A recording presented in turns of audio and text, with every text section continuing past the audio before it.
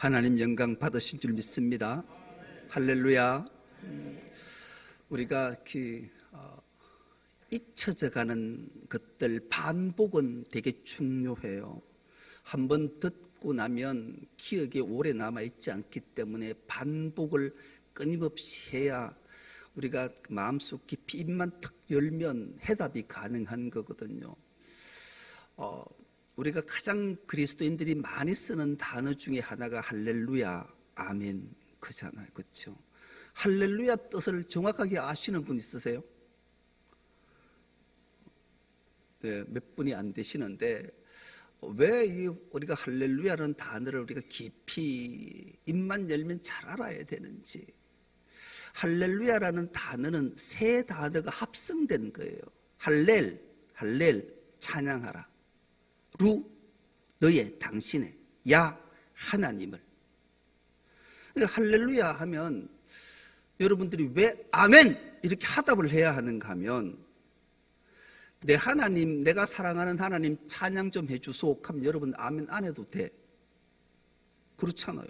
뭐 지 하나님 지가 찬양하지 왜 내보고 하락하노? 대꾸할 수 있는데, 할렐루야는 당신의 하나님을 찬양하십시오라고 하는 단어니 여러분은 입이 떨어지자마자 아멘, 아멘, 아멘 막 하셔야 된단 말이에요. 근데 할렐루야 하는데 3분의 1도 안 하면 웃지 않는 말이에요. 다시 하겠습니다. 할렐루야.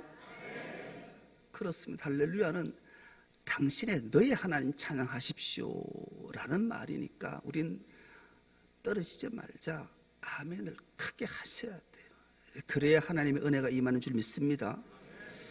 오늘 우리 함께 은혜 받고자 하는 말씀의 제목이 기도는 신앙의 자세를 바꾼다, 이런 제목으로 함께 은혜를 나누겠습니다.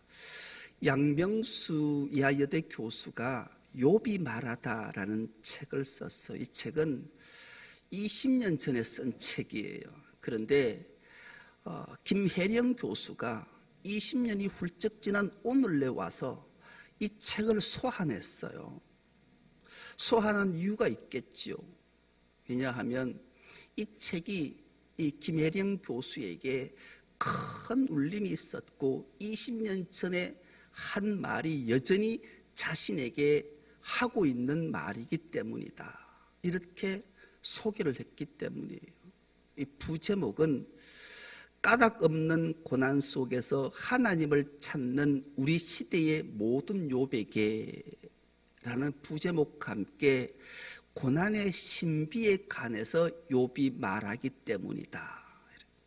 우리가 인생을 살다 보면 고난이라는 게 우리에게 찾아올 때가 있어요. 그런데 이유를 알 수 없는 고난이 우리에게 찾아오면 당황하는 거예요. 도대체 무엇 때문에 이런 고난이 나에게 찾아오지? 그래서 그 고난의 문제를 가지고 하나님 앞에 기도하잖아요. 하나님, 왜 나에게 이런 고난을 주십니까? 그러면 하나님이 대답해 주시면, 문제가 해결되면 이겨내겠는데, 아무리 그 고난을 하나님 앞에 아래도 응답이 없으면 참 답답하잖아요. 그런데 이 문제를 이 김혜령 교수가, 양명수 교수가 쓴 욥이 말하다를 통해서 확 깨달음이 있었다라는 거예요. 20년 전에 쓴 책이 한 말인데 그 말이 여전히 자기에게 이 책은 하는 말로 들린다라는 거예요. 여러분, 우리가 과거에 누가가 무슨 말을 했어? 그럼 한 말이잖아요. 그런데 그 말이 너무 나에게 상처가 되든지 아니면 나에게 큰 힘이 되든지 나에게 새로운 삶의 길을 열어준 말이면 여전히 오늘 나에게 하는 말이 되는 거예요. 할렐루야. 여러분, 한 말이 아니라 하는 말이라는 것은 얼마나 깊은 울림이 있는지 몰라요. 하나님의 말씀은 구약은 6,000년 전에, 신약은 2,000년 전에 하나님이 하신 말씀이 아니라 지금 살아 역사하시며 하시는 말씀인 줄 믿습니다. 욥에게 하시는 말씀, 오늘 나에게 하시는 말씀이니 그 말씀이 나에게 무엇을 깨닫게 하기 위해서 말씀하실까? 여기에 우리의 마음을 모아보면 기막힌 은혜가 임할 줄 믿습니다. 여러분, 욥은 참 위대한 인물이잖아요. 욥이란 이름 하나 속에 욥기 전체의 모든 말씀이 다 함축되어져 있어요. 욥이라는 이름이 가진 뜻은 욥하면 미움을 받는 자. 나의 아버지는 어디에 계신가? 이런 이름의 뜻을 가지고 있어요. 그런데 이 욥은 이 두 가지 이름의 뜻만 가진 것이 아니라 더 놀라운 비밀의 뜻이 담겨 있는데, 회개한 자, 회개한 자, 돌아온 자, 이런 이름의 뜻을 함께 가지고 있어요. 그러니 욥의 이름 속에 미움을 받아서 고난이라는 엄청난 고통 속에 내 아버지는 어디 계십니까? 라고 물음 앞에 대답하지 않으신 그 하나님이 끝내 욥에게 말씀하시자 욥이 돌아오고 회개해서 하나님의 놀라운 은총과 복을 오늘 우리에게 들려주고 있기 때문이에요. 여러분, 욥은 우리가 너무나 잘 아는 인물이라서 간단히만 소개하려고 해요. 욥은 하나님께서 욥을 이렇게 네 가지로 정리해 주셨어요. 첫째, 흠이 없는 자다. 여러분, 흠 없는 사람 어디 있어요? 그런데 놀랍게도 욥은 흠이 없는 자다. 그리고 여호와를 경외하는 자다. 우리가 하나님 경외하기가 결코 쉬운 일이 아닌데 욥은 하나님을 경외하는 자래요. 더 나아가 욥은 정직한 자. 여러분, 우린 입만 열면 거짓말하잖아요. 숨 쉬는 거 빼놓고 다 거짓말하는 자도 많은데 욥은 정직하대요. 더 나아가 욥은 악을 멀리하고 악에서 떠난 자다. 이렇게 욥에 대해서 하나님이 네 가지로 욥을 정의해 주셨어요. 이렇게 완전한 인간이 누구 있겠냐고요. 욥만 있는 거예요. 어느 누구도 욥처럼 이렇게 하나님이 정의해 준 자는 성경에 기록된 자가 없어요. 그런 욥에게 더 기막힌 은혜 하나가 더 있는 것은 욥은 자기 아들, 딸을 10명이나 낳았어요. 아들 7명, 딸 3. 근데 그 아들들이 생일이 돌아오면 잔치를 배설했어요. 누이들을 초청하고 이웃들을 초청하고 잔치만 되면 반드시 따라오는 게 술이라는 거잖아요. 여러분, 우리가 술은 사람을 기분 좋게도 하지만 실수하기도 하는 원흉이기도 해요. 그러니 욥은 이 사실을 잘 알았던 거예요. 그래서 욥이 자식들이 장례 생일 잔치가 마치면 반드시 그 다음 날 하나님 앞에 예배자로 섰어요. 제사를 드릴 때 반드시 번제를 드렸어요. 혹여나 우리 아들이 잔치자리에 술을 먹고 실수해서 모르게 죄지은 것조차 있을 것 같아서 하나님 앞에 그 정도로 철저하게 계획된 삶을 살았던 인물이 욥이었어요. 그런 욥에게 어느 날 고난이라는 게 찾아와요. 동방의 부자였던 욥이 하루아침에 재산을 다 잃었어요. 그리고 10아들딸도 잃었어요. 그리고 아내조차 자신을 떠났어요. 자신에게 말 못할 고난이, 아픔이, 질병이 찾아왔어요. 그래서 옹기를 깨서 조각을 만들어 자기 몸을 긁을 정도로 극심한 고통에 빠지게 됐던, 그가 할 수 있는 게 뭐겠어요? 하나님 앞에 기도하는 거죠. 하나님 앞에 정말로 피눈물에 처절한 기도를 드렸을 거예요. 그런데 하나님이 응답이 없으세요.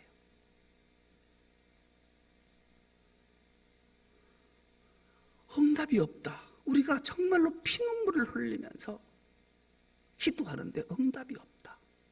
그럼 여러분 같으면 어떻게 하십니까? 오직하면 욥이 자신의 그 심령들을 토해낸 구절들이 되게 많은데요, 대표적인 구절 두 구절을 우리가 한번 함께 읽어보겠습니다. 욥기 9장 20절과 욥기 23장 10절인데요 우리가 한 목소리로 한번 합독해 보겠습니다. 먼저 9장 20절 말씀입니다.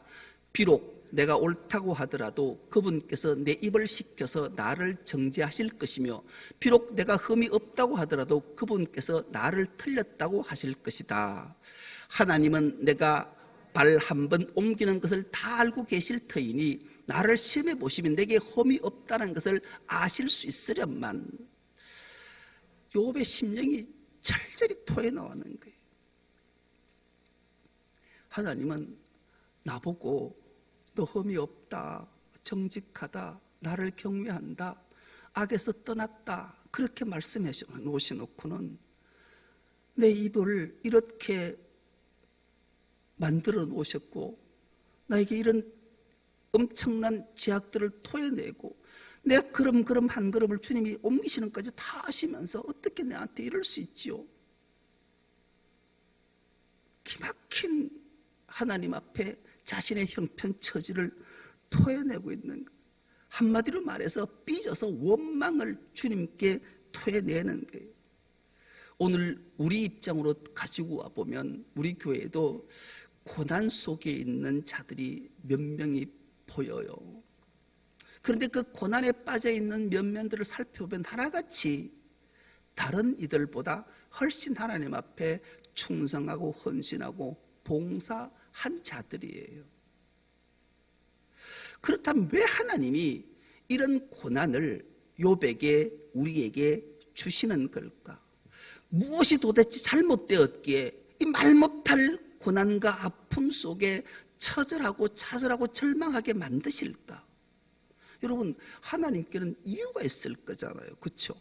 이유 없는 고난이 어디 있겠어요? 우리도 내가 내 자신을 돌아보도 나는 이 정도가 되면 하나님이 나를 이뻐하실 거야. 그렇게 생각되어지는 분들이 고난이 찾아오면 하나님이 왜 나에게 이런 고난을 주실까를 점검해보고 오늘 말씀이 꼭 깨달아지고 기억되는 은혜가 있길 축복합니다. 하나님은 하나님의 백성들에게 고난을 주시는 이유는 우리의 잘못된 신앙과 기도를 바로 잡기 위해서 고난을 주신다. 할렐루야. 이것을 꼭 기억하셨으면 좋겠어요. 왜 욥이 하나님께서 자신을 향해 너는 흠이 없고 정직하고 나를 경외하고 악에서 떠난 자라고 말씀하시며 해놓으시고 이 고난이라는 것을 주셔서 욥으로 하여금 좌절과 절망을 맛보게 하실까? 욥은 37장까지 1장에서 끊임없이 하나님을 향해 친구들과 논쟁하며 하나님 앞에 기도했던 내용들을 종합해보면 이런 거예요. 근선징악에 대해서 기도했던 거예요. 하나님, 내가 착한 일을 하면 상 주시고 내가 죄악을 저지르면 벌 주시는 하나님, 율법주의에 빠져 있었던 거예요. 여러분들은 혹시 안 그러세요? 이것을 하나님은 은혜로 바꾸시기 위해서 이 말씀으로 욥을 일깨워 주신다라는 거죠. 우리는 다른 종교처럼 그런 생각들을 가지고 있어서는 결코 안 된다는 것을 반드시 기억하는 은혜가 있기를 축복합니다.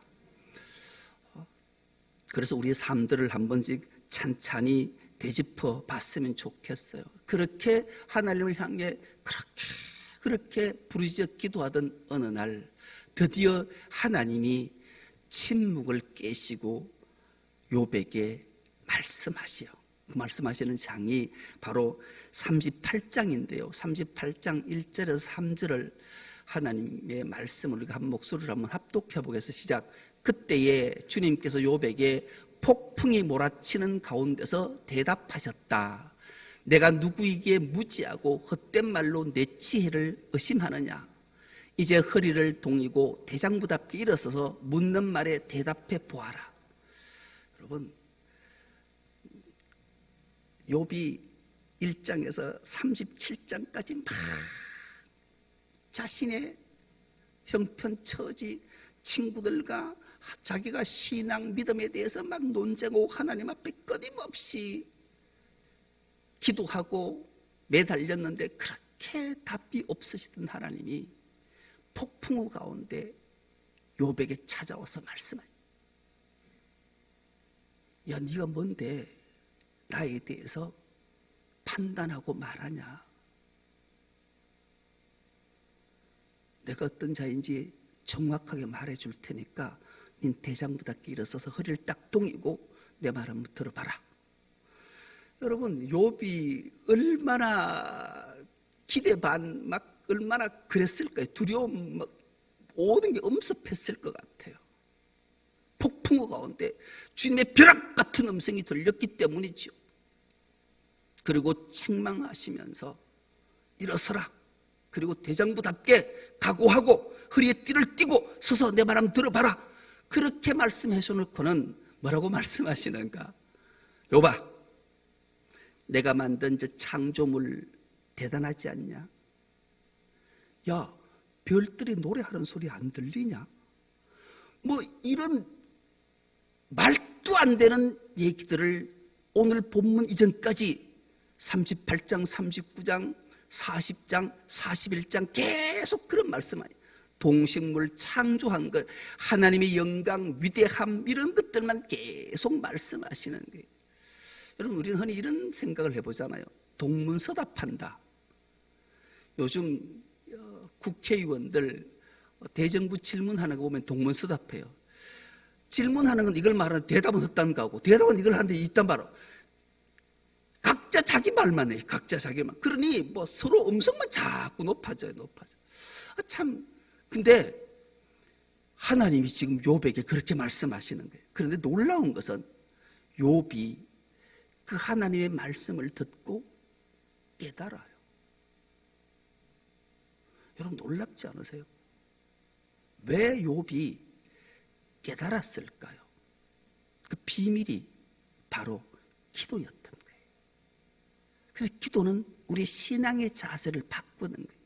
내가 하나님께 많이 쏟아놨는데 내가 한 기도하고 전혀 상관없는 하나님의 말씀 앞에, 대답 앞에, 응답 앞에 화들짝 놀라고 깨달아요. 그래서 욥이 이렇게 말하는 게 오늘 본문이에요. 오늘 본문 1절과 2절을 우리가 다시 한번 한 목소리로 합독해 보겠습니다. 욥이 주님께 대답하였다. 주님께서는 못하시는 일이 없으시다는 것을 이제 저는 알았습니다. 주님의 계획은 어김없이 이루어진다는 것도 저는 깨달았습니다. 여러분, 욥이 주님이 이런 분이셨군요. 저는 피조물이고 주님은 창조주셨는데 제가 그것을 미처 깨닫지 못했습니다. 이것 욥이 대답하는 거예요. 그리고 자기가 자기 신앙을 고백하는 구절이 3절인데요. 3절 말씀도 우리가 한 목소리로 합독해 보겠습니다. 잘 알지도 못하면서 감히 주님의 뜻을 흐려놓으려 한 자가 바로 저입니다. 깨닫지도 못하면서 함부로 말을 하였습니다. 제가 알기에는 너무나 신기한 일들이었습니다. 띄워두세요. 자기가 1장에서 37장까지 막 그런 말씀을 하시다가 아래다가 주님의 대답을 듣고 주님의 창조 사역을 들은 후에 피조물은 결코 창조주, 조물주의 뜻을 헤아릴 수도 없고 헤아려서도 안 되는 것을 스스로 자기에게 알았다는 거예요. 그래서 다 제 잘못입니다. 제 무지입니다. 깨닫지 못하면서 깨달은 척하고 아는 척했던 것을 주님 앞에 그대로 참회하고 회개하는 모습. 제가 무지한 자였습니다. 내가 나를 봐도 참 어리석고 한심한 자였습니다. 이렇게 고백하고 있는 모습이지요. 여러분, 기도가 뭐라고 생각하십니까? 여러분, 왜 기도하십니까? 기도는 하나님 말씀을 읽다가 듣다가 깨달음에 대한 대답하는 게 기도예요. 오늘 하나님이 말씀을 통해 우리에게 들려주시는 설교를 통해 한 단어, 한 구절이라도 내 마음판에 딱 새겨지는 게 있으면 그것에 응답하고 대답하는 게 기도라는 거예요. 그런 기도하는 은혜가 있길 축복합니다. 그러면 하나님의 놀라운 깨달음이, 은혜가, 복이 여러분에게 임할 줄 믿습니다. 그렇다면 기도는 하나님의 말씀에 대한 대답인데 그 대답을 어떻게 해야 되는 게 맞을까요? 그 대답은 이런 거예요. 무엇이든지 내 생각을 바꾸는 거예요. 내 생각을 바꾸는 게 기도의 하나님의 말씀에 대한 대답이고 응답하는 자세라는 거예요. 우리는 내 생각을 잘 안 바꾸려고 해요. 그러면 안 돼요. 그러면 응답이 없고 하나님 은혜와 복이 임하지 않아요. 그래서 욥은 자기 생각을 바꿔요. 그리고 이제 신앙의 지경이 달라지는 말씀이 4절과 5절인데요. 4절과 5절 우리가 한 목소리를 합독해 보겠습니다. 시작. 주님께서 말씀하셨습니다. 들으라. 내가 말하겠다. 내가 물을 트이니 내게 대답하여라 하셨습니다. 주님이 어떤 분이시라는 것을 지금까지는 제가 귀로만 들었습니다. 그러나 이제는 제가 제 눈으로 주님을 뵀습니다. 여러분, 놀라운 고백이잖아요.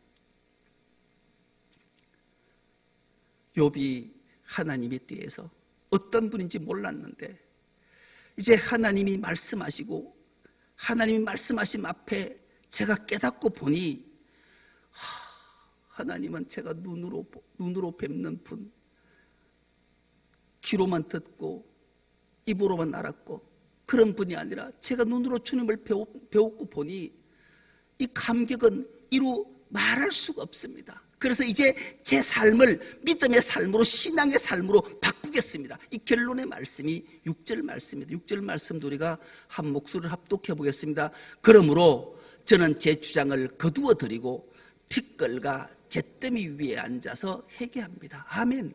여러분, 이젠 욥이 한순간에 변하는 거예요. 이제는 주님 앞에 제 자신의 주장 전혀 하지 않겠습니다. 모든 건 내려놓고 죄를 뒤집어 쓰고 하나님 앞에 회개하겠습니다. 여러분, 우리가 하나님 앞에 왜 이런 기도를 해서 우리의 신앙의 자세를 바꿔야 되는지, 욥의 이름의 뜻을 기억하십니까? 욥이 어떤 인물이었든지, 제 아버지는 어디에 계신가? 나는 왜 이렇게 형편없는 존재로 살 수밖에 없는 존재인가? 왜 나는 사람과 하나님 앞에 미움받은 존재인가? 그런 욥이 하나님 앞에 자신의 형편, 처지, 고난에 대해서 절절히 피눈물을 흘리며 기도했을 때 하나님의 응답하심에 하나님의 말씀을 듣고 깨닫자 그는 돌아서서 회개한 자가 되었다라는 거예요. 욥기 전체의 내용이 무엇을 우리에게 들려주시는가를 알아야 돼요. 욥이 내 아버지는 어디에 계십니까?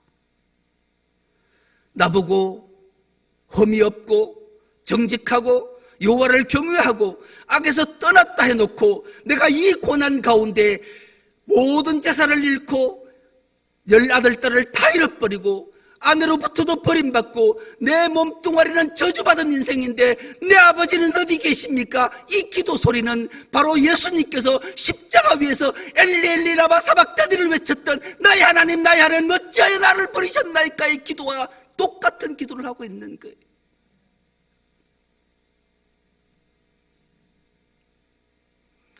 우리 하나님은 무엇을 말씀하시고 싶어 하실까요? 욥기 전체 주제가 우리에게 들려주는 음성이 뭘까요? 욥은 자기 자신의 죄를 깨닫고 회개하자 하나님께서 그에게 재산을 2배로 다 돌려줘요. 그런데 기막히게도 자기 생명보다 더 귀한 자식들은 그대로 돌려줘요. 10자식을 잃었는데 20자식을 안 주고 10자식만 줘요. 여러분, 자식은 100자식을 준들 잃어버린 자식들이 잊혀질까요? 잊혀지지 않아요. 자식은 가슴에 묻는 거기 때문에 그래요. 이 메시지가 뭘 말하는 걸까요? 바로 하나님께서 독생자 아들 예수를 십자가에 잃고 우리 한 생명을 하나님의 아들로 양자로 삼으셨음을 말씀하기 때문에 그런 거예요. 그래서 우리는 욥기의 이 마지막 구절을 늘 우리 마음속 깊이 새겨야 돼요.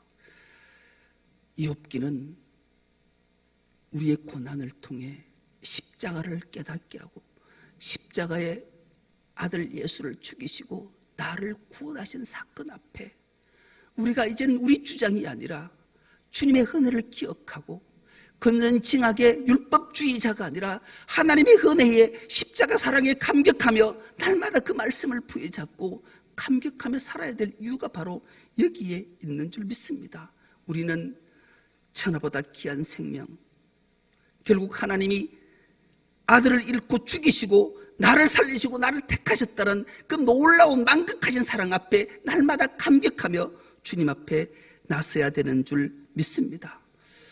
우리 주님이 오늘 본문을 통해 우리에게 주시는 말씀은 우리의 신앙이 십자가를 바라보게 하기 위해서 우리에게 인생살이의 다양한 체험, 고난, 희노애락을 다 경험하게 하지만 결국은 하나님의 말씀을 회복함으로 우리가 말씀 앞에 서서 십자가로 승리하기를 원하시는 주님의 음성인 줄 믿습니다. 그 음성이 새겨져서 날마다 주님의 사랑을 깊이 깨닫고 감격하며 주님 영광 위에 살아가는 우리 모두가 될 수 있기를 간절히 기도합니다. 하나님 아버지, 고맙고 감사합니다. 우리의 기도는 신앙의 자세를 바꾼다 하셨사오니 우리가 욥처럼 기도하는 자가 되어서 하나님께 미움받는 자, 나의 아버지는 어디 있는가라고 한탄하는 자에서 돌아와 회개하고 주님의 품에 안겨 가장 사랑받는 자, 생명을 얻은 자의 삶을 살아가는 주의 백성들 되게 하여 주옵소서. 십자가를 바라볼 때마다 주님 하나님께서 독생자를 잃어버리시고 우리를 찾으시고 독생자를 죽이시고 우리를 살리셨다는 그 만극하신 사랑 앞에 감격하며 나의 생각과 의지는 이제 다 내려놓고 오직 하나님의 뜻과 의지를 받들어 살아갈 수 있는 믿음의 사람들이 다 되게 하여 주옵소서. 감사드리오며 예수님의 이름으로 기도드리옵나이다. 아멘.